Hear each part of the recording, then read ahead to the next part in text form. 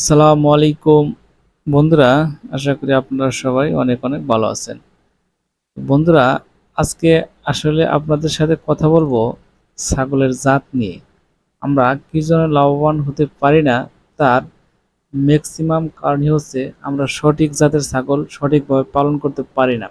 হ্যাঁ বন্ধুরা, এখন এই ছাগল পালনের ভিতরে অনেক ক্যাটাগরি রয়েছে। পালনের ভিতরে ক্যাটাগরি, ছাগলের ক্যাটাগরি নয়। যেমন ধরুন, আপনি খামার আকারে পালন করবেন, নাকি অর্ধমুক্তভাবে পালন করবেন, নাকি আপনি একজন গৃহস্থ লোক শখের বসে দুই একটা পালন করবেন, না আপনি গৃহস্থ লোক, আপনি একটু আয়ের জন্যই পালন করবেন, কিন্তু আপনি সময় কম পান বা গরু ছাগলের পিছনে সময় বেশি দিতে পারেন না, এবং আপনি অন্যান্য কাজে ব্যস্ত বেশি থাকেন। তো এই যে একটা ক্যাটাগরি, দেখেন 4-5টা ক্যাটাগরি রয়ে গেল। এখন এই 4-5টা ক্যাটাগরির ভিতরে আপনি কোন ক্যাটাগরিতে পড়েন, সেই ক্যাটাগরি অনুযায়ী আপনাকে ছাগল চুজ করতে হবে। আসলে ছাগলের জাত বলতে বিভিন্ন জাতের রয়েছে, আবার জাতের ভিতরেও কতগুলো অজাতের ছাগল রয়ে যায়। তো সেগুলো আপনাকে বেছে নিতে হবে। এখন এই যে আমি 4-5টা ক্যাটাগরি বললাম, সেই ক্যাটাগরিগুলোর ভিতরে দেখুন আপনি কোন ক্যাটাগরিতে পড়েন।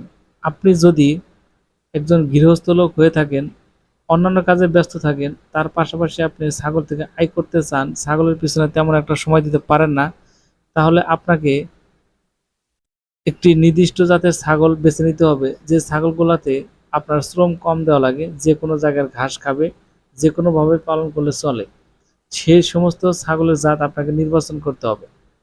এখন আপনি যদি ছাগলের পিছনে সময় কম দিতে পারেন বা আপনি অন্যান্য কাজে ব্যস্ত থাকেন, তাহলে আপনি দেশীয় জাতের যে ব্ল্যাক বেঙ্গল ছাগলের জাত আছে, এই ছাগলের জাতের ভিতরে আপনাকে দেখতে হবে যে কোন মা ছাগলটি সবচাইতে বেশি বাচ্চা প্রসব করে থাকে এবং অল্প সময়ে হিটে আসে, এবং বছরে মিনিমাম হলেও দুইবার ছাগলের বাচ্চা দিবে, এবং সেই বাচ্চা সবগুলোই দুধ পাবে।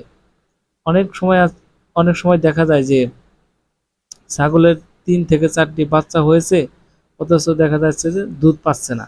তাহলে এরকম হলে হবে না। আপনাকে দেখতে হবে যে ব্ল্যাক বেঙ্গলের ভিতরে যে বড় ছাগলের গুলা আছে, সে ছাগলের মা ছাগলগুলাকে আপনাকে পালন করতে হবে, এবং সেগুলাকে সঠিক সময় সঠিকভাবে প্রজনন করাতে হবে। এরপর বন্ধুরা, আপনি যদি গৃহস্থ লোক হয়ে থাকেন কিন্তু ছাগল পালন করবেন একটু শখের বশে, তাহলে আপনি যে ছাগলের জাতটি বেছে নেবেন সেটি হচ্ছে যে যমুনাপাড়ি ছাগল। আমরা গ্রামে অনেকেই সেটাকে রাম ছাগল বলে জানি, যে অরিজিনাল পিওর, অথবা অরিজিনাল পিওর তোতাপুরি যে ছাগলগুলো আছে, সে ছাগলগুলো আপনি বেছে নিতে পারেন। এই ছাগলগুলার বৈশিষ্ট্য হচ্ছে যে বাচ্চা দুইটির উপরে হবে না, কিন্তু যে বাচ্চাটি হবে সে বাচ্চাটি হুষ্টপুষ্ট, অনেক লম্বা, দেখতে অনেক সুন্দর কিউট। এই বাচ্চাগুলো 3-4 মাস বা 6 মাস পালন করার পরে তার একটা গঠনমূলক সাইজ সুন্দর আকারে গড়ে ওঠে, যেটা দেখে অনেক ছাগল ব্যবসায়ী বা অনেক ছাগল খামারিদের চোখে নজর পড়ে যায়। সেই সমস্ত ছাগল ভালো চড়া দামে বিক্রি করা যায়, এবং চাইলে আপনি শখের বসে 2.5 বছর বা 2 বছর পর্যন্ত পালন করতে পারেন, সেটা যে কোনো একটি কুরবানির ঈদে, অথবা যে কোনো সময় বাজারে উঠালে সেটা ভালো একটি চড়া মূল্যে আপনি বিক্রি করতে পারবেন, 50-60 হাজার টাকার ভিতরে। এরকম অনেক বড় হয়ে থাকে, কিন্তু সেই জায়গায় যদি আপনি দেশি জাতের ছাগল পালন করতেন, হয়তোবা এতটুক লম্বা বা এত বড় হতো না। এরকমই একটি বিষয়। সেজন্য আমি বলি যে ছাগলের জাত প্লাস প্লাস তার সাথে আপনি কিরকম শ্রম দিতে পারবেন, তার উপরেই অনেক কিছু নির্ভর করে। এরপরে আসুন, যে আমরা অনেকে ছাগল পালন করি একেবারে দড়ি দিয়ে বেঁধে, আবার অনেকে পালন করি একেবারে মুক্ত, আবার অনেকেই পালন করি অর্ধমুক্ত। তো অর্ধমুক্ত ছাগল পালন, এটা আবার সবচাইতে প্রফিটেবল একটা বিষয় বলে অনেকে অভিহিত করেছেন। যে ছাগল কিছু সময় একটা নির্দিষ্ট গণ্ডির ভিতরে থাকবে, আবার কিছু সময় একটু খোলা মাঠে থাকবে, আবার কিছু সময় বাঁধা থাকবে। তো এরকম ভাবে যদি কেউ ছাগল পালন করতে চায়, তো এটা মূলত অর্ধমুক্ত, এটা মূলত একটু খামার পর্যায়ে চলে যায়। যে খামার পর্যায়ে যখন ৮-১০টি ছাগল বা ২০-৩০টি ছাগল পালন করে, তখন একটা ঘরের ভিতরে কিছু জায়গা থাকবে, সেখানে ছাগলের গলায় দড়ি দেওয়া হবে না।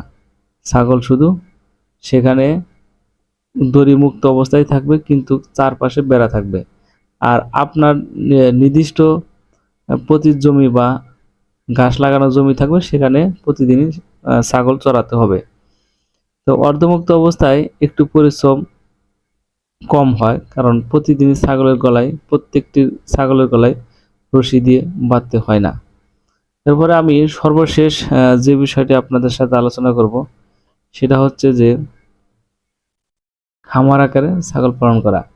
তো হ্যাঁ বন্ধুরা, যারা আমরা খামার আকারে ছাগল পালন করতে চাই, যে বিশাল আকারে একটা খামার করে গড়ে তুলব, তো এখানে জাত অত্যন্ত একটি গুরুত্বপূর্ণ বিষয়। কারণ এখানে যদি ছাগল একটি করে বাচ্চা দেয়, তাহলে কিন্তু আমরা খামার টিকিয়ে রাখতে পারবো না। আবার যে সমস্ত বাচ্চা হবে, সেগুলো কিন্তু হুষ্টপুষ্ট হতে হবে। এজন্যই যদি আপনি দেশীয় জাত দিয়ে ছাগলের খামার শুরু করতে চান, তাহলে সবচাইতে ভালো বলে আমি মনে করি। কারণ এখানে একটু রোগবালাই কম হবে এবং বাচ্চার সংখ্যা বেশি হবে, এবং আপনি প্রাথমিক অবস্থায় টিকে যেতে পারবেন। এবং তারপর আপনি যে কাজটা করবেন, যখন দেশীয় জাতের ছাগল আপনার খামারে টিকসই হয়ে যাবে, তখন আপনি ধীরে ধীরে উন্নত জাতের যে তুতাপুরি ছাগলগুলো আছে, বিটল ছাগল আছে, হরিয়ানা ছাগল আছে, এগুলো অ্যাড করবেন আস্তে আস্তে। একেবারেই সব কিছু করা যাবে না। তো এই ছিল আজকের টপিক। তো টপিকগুলো যদি আপনার ভালো লেগে থাকে, অবশ্যই চ্যানেলে সাবস্ক্রাইব করে পাশেই থাকবেন। ধন্যবাদ সবাইকে। আসসালামু আলাইকুম।